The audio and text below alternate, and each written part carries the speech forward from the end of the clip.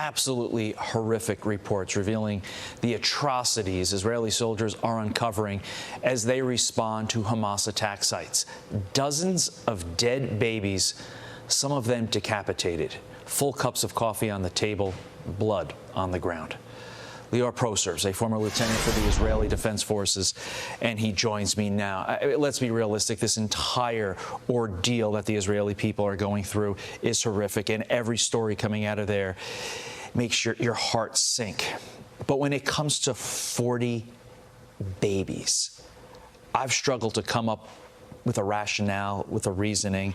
The only question I can ask you is, what kind of an animal can commit an act so grotesque? Yeah, absolutely. And I don't know if you and the viewers know, but essentially every Israeli in high school in their senior year goes on a trip to Eastern Europe, to Poland, to see the death camps, to see the concentration camps, really sort of to try and physically get in the shoes of the people that went through that brutality in the Holocaust and World War II. And I think that nothing can prepare people, the people on the ground, to what we're seeing, sort of, in the southern border. The communities mowed down, families butchered and murdered, as you said, babies slaughtered. This is, truly, truly unconscionable. And I think that sort of, what you're seeing is a move from, shock, awe, disgust, and grief.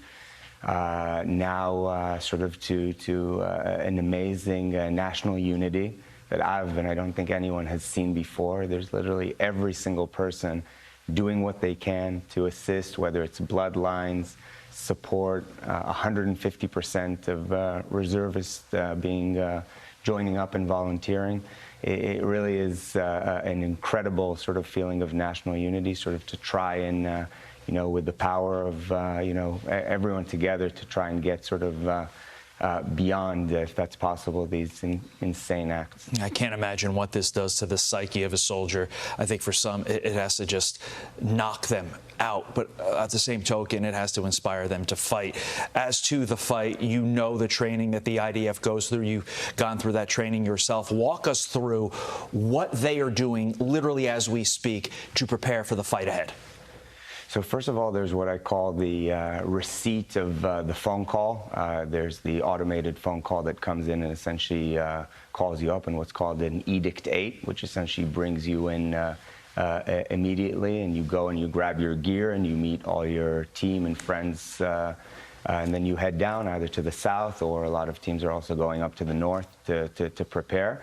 And then essentially you have a very tense few days where on the one hand you're preparing tactically, studying the maps, understanding where your team and your platoon need to be positioned, the navigation routes, and on the other hand, sort of a very tense feeling, because in the fog of war, the soldiers have no idea when you're going to go in.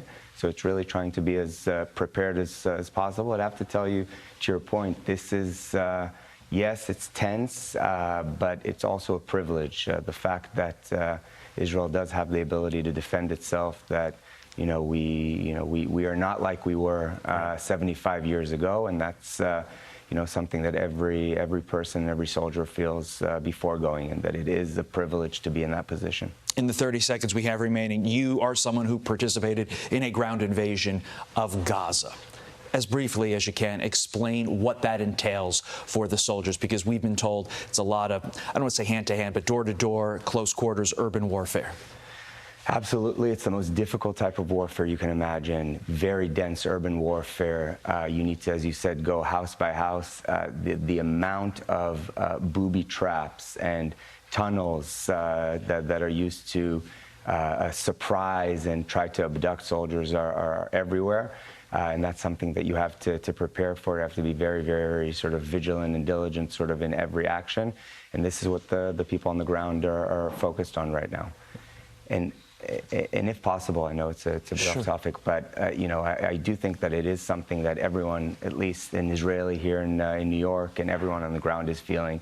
It is that feeling, that a friend in need is a friend indeed, and really sort of, I feel like the outpour of support from across the U.S., from all the different communities, the leaderships, sort of both Right. sides of the aisle, has been amazing. And just so you know that it is really felt on the ground and everyone appreciates it incredibly.